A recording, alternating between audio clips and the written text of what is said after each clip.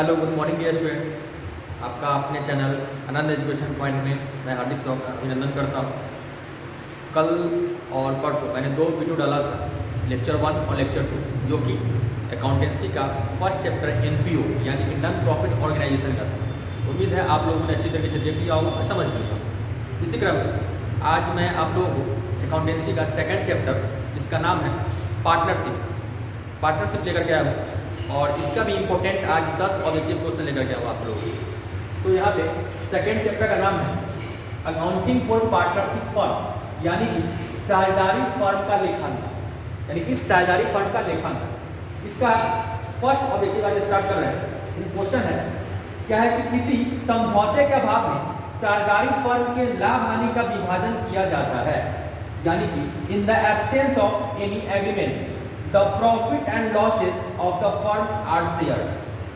अब यहाँ पे क्वेश्चन है कि किसी भी साझेदारी संलेख के अभाव में कोई भी साझेदार है, उसका लाभ विभाजन अनुपात क्या होगा, यानी कि वो अपने प्रॉफिट को, अपने लाभ को किस अनुपात में बांटेगा। सबसे पहले इस क्वेश्चन का आंसर बताने से पहले मैं कुछ बता दूं पार्टनरशिप में कि पार्टनरशिप किया क्यों जाता है और पार्टनरशिप होता क्या है। तो सबसे पहले कोई भी साझेदार अपने किसी व्यवसाय को चलाने के लिए, आपस में लाभ को बांटने के लिए जब आपस में सहमत हो जाते हैं, एग्री हो जाते हैं, उसी को साझेदारी यानी कि पार्टनरशिप कहते हैं। तो यहाँ पे और उनके बीच में एक समझौता होता है, यानी कि एग्रीमेंट होता है। अच्छा, जो एग्रीमेंट होगा उस अनुसार से वो अपने लाभ को आपस में डिस्ट्रीब्यूट करेंगे, यानी कि बांटेंगे। लेकिन अगर उनके बीच में जो भी पार्टनर्स हैं, उनके बीच में अगर किसी भी प्रकार का एग्रीमेंट यानी कि समझौता अगर नहीं हुआ है, तब उस स्थिति में वो अपने प्रॉफिट को किस अनुपात में बांटेंगे, यानी कि डिस्ट्रीब्यूट करेंगे। तो यहाँ पे एक इंडियन पार्टनरशिप एक्ट यानी कि भारतीय साझेदारी अधिनियम लागू होता है। जहाँ पर भी पार्टनर्स के बीच में आपसी समझौता अगर नहीं हुआ है, आपस में अगर एग्रीमेंट नहीं हुआ है कि वो अपने प्रॉफिट को किस अनुपात में बांटेंगे, तब वहाँ पे इंडियन पार्टनरशिप एक्ट 1932 का सेक्शन वहाँ पे लागू होता है। तो वो सेक्शन क्या कहता है, उस सेक्शन के आधार पर ही इस ऑब्जेक्टिव को बनाएंगे।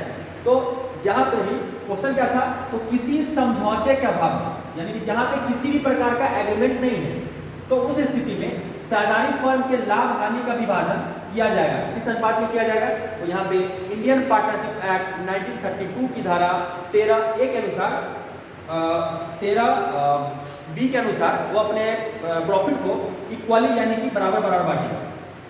इक्वली यानी कि बराबर बराबर बांटेगा। ठीक। अब सेकेंड क्वेश्चन यहाँ पे, साझेदारी समझौते की अनुपस्थिति में साझेदार के ऋण पर ब्याज दिया जाता है। इन the absence of partnership agreement interest on partners loan is paid. यहाँ पर भी इंडियन पार्टनरशिप एक्ट भी लागू होगा, इंडियन पार्टनरशिप एक्ट 1932। यहाँ पे इंडियन पार्टनरशिप एक्ट के तहत जो भी साझेदार हैं, उनके द्वारा जो भी फंड को दिया गया ऋण है, उस पर 6% पर एनम के हिसाब से ब्याज दिया जाता है, 6% पर एनम। थर्ड क्वेश्चन यहाँ पे, साझेदारों के पूंजी खाते पर ब्याज को क्रेडिट किया जाता है, यानी कि the interest on partners capital account to be credited to. First option है लाभ हानि खाते में, यानी कि profit and loss account. Second option है ब्याज खाते में, यानी कि इंटरेस्ट अकाउंट। थर्ड ऑप्शन है साझेदारों के पूंजी खाते में, पार्टनर्स कैपिटल अकाउंट। और फोर्थ ऑप्शन है नॉट, यानी कि नन ऑफ दिस। यहाँ पे इसका राइट आंसर हो जाएगा पार्टनर्स कैपिटल अकाउंट, यानी कि साझेदारों के पूंजी खाते पर ब्याज को क्रेडिट किया जाएगा। पूंजी खाते कौन सा खाता है, पूंजी खाते पे ब्याज इंटरेस्ट, तो किसमें, तो पार्टनर्स कैपिटल अकाउंट। इसका राइट आंसर हो जाएगा। फोर्थ क्वेश्चन यहाँ पे, एक सामान्य साझेदारी में साझेदारों की अधिकतम संख्या हो सकती है। In an ordinary partnership maximum number of partners can be. First option है 10, सेकंड ऑप्शन है 20, थर्ड ऑप्शन है 50 और फोर्थ ऑप्शन यहाँ पे 30 यानी 30। यहाँ पे साझेदारों की संख्या, तो साझेदारों की न्यूनतम संख्या होती है 2, यानी मिनिमम 2, और अधिकतम संख्या होती है वो होती है 50 यानी कि 50। तो यहाँ पे इसका राइट आंसर हो जाएगा, अधिकतम संख्या पूछ रहा है यहाँ पे, अधिकतम संख्या हो जाएगा यहाँ पे अधिकतम संख्या 50 हो जाएगी।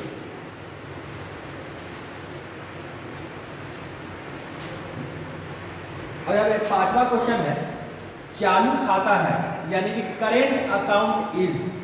फर्स्ट ऑप्शन है व्यक्तिगत खाता, यानी कि पर्सनल अकाउंट। सेकंड ऑप्शन है वास्तविक खाता, यानी कि रियल अकाउंट। थर्ड ऑप्शन है नाममात्र खाता यानी कि नॉमिनल अकाउंट, और फोर्थ ऑप्शन है नॉट यानी कि नन ऑफ दिस। तो यहाँ पे इसका राइट आंसर हो जाएगा पर्सनल अकाउंट। करेंट अकाउंट वो पर्सनल अकाउंट होता है यानी कि व्यक्तिगत खाता। छठा क्वेश्चन है यहाँ पे साझेदारी के पूंजी पर ब्याज की गणना होती है, यानी कि interest on partners capital is calculated on. First option है प्रारंभिक की पूंजी पर यानी कि capital in the beginning, second option है अंत की पूंजी पर यानी capital at the end, third option है औसत पूंजी पर यानी कि एवरेज कैपिटल, और फोर्थ ऑप्शन है नॉन यानी कि नन ऑफ दिस। इसका भी राइट आंसर हो जाएगा वो फर्स्ट यानी कि प्रारंभ की पूंजी पर यानी कि कैपिटल इन द बिगिनिंग। सातवां क्वेश्चन है साझेदारी समझौता हो सकता है यानी कि पार्टनरशिप एग्रीमेंट कैन बी। अब यहाँ पे ऑप्शन क्या क्या है? फर्स्ट ऑप्शन है मौखिक ओरल, बिल्कुल सही, ओरल हो सकता है। सेकंड ऑप्शन है लिखित यानी कि रिटन, ये भी सही है, रिटन भी हो सकता है। थर्ड ऑप्शन है मौखिक या लिखित, ओरल और रिटन, और फोर्थ ऑप्शन है नॉट यानी कि नन ऑफ दीज। तो यहाँ पे साझेदारी समझौता यानी कि पार्टनरशिप एग्रीमेंट जो है, एग्रीमेंट वो हमारा लिखित भी हो सकता है और मौखिक हो सकता है, यानी इसका राइट आंसर हो जाएगा मौखिक और लिखित यानी कि ओरल और रिटन बोथ यानी कि दोनों। अब यहाँ पे लिखित हो सकता है और वो मौखिक हो सकता है, लेकिन इसमें ज्यादा अच्छा जो माना जाता है वो लिखित ही होता है यानी कि रिटन। किसी भी प्रकार का एग्रीमेंट वो रिटन होता है यानी कि लिखित ज्यादा अच्छा माना जाता है, क्योंकि वो एक साक्ष्य रूप में बाद में किसी प्रकार का विवाद होने की स्थिति में साक्ष्य रूप में वो प्रस्तुत यानी कि उसको प्रस्तुत किया जाता है कोर्ट में या किसी के समक्ष। ठीक है।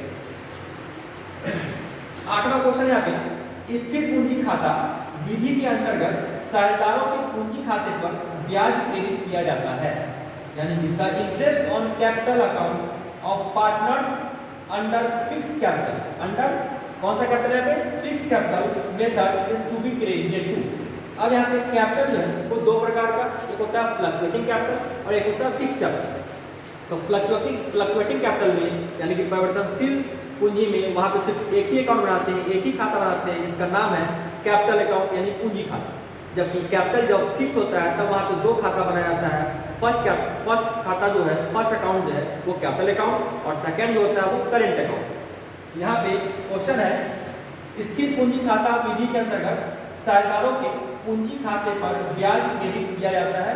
ऑप्शन देखते हैं क्या क्या है इसमें। फर्स्ट ऑप्शन है साझेदारों के पूंजी खाते में यानी कि पार्टनर्स कैपिटल अकाउंट, सेकंड है लाभ हानि खाते में यानी profit and loss account, third option है ब्याज खाते में यानी कि इंटरेस्ट अकाउंट, और फोर्थ ऑप्शन है साझेदारों के चालू खाते में यानी कि partners current account.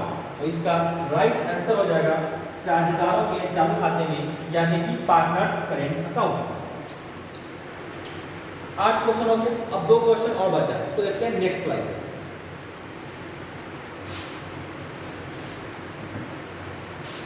9th question है यहाँ पे स्थिर पूंजी खाते में किस मद को नहीं दर्शाया जाएगा? Which of the following items will not appear in a partnership fixed capital account? यानी कि इसमें स्थिर पूंजी खाते में किस मद को नहीं दर्शाया जाएगा? यहाँ पे फर्स्ट ऑप्शन है अतिरिक्त पूंजी की प्रस्तावना यानी कि additional capital introduce, second option है पूंजी पर ब्याज यानी कि interest on capital, third option है पूंजी का प्रारंभिक शेष यानी कि ओपनिंग बैलेंस ऑफ कैपिटल, और फोर्थ ऑप्शन है पूंजी का स्थायी आहरण यानी कि परमानेंट विड्रॉल ऑफ कैपिटल। इसका राइट आंसर होगा पूंजी पर ब्याज यानी कि interest on capital. Last question है आज का, लाभ हानि समायोजन खाता है। Profit and loss adjustment account is a, profit and loss adjustment account is a.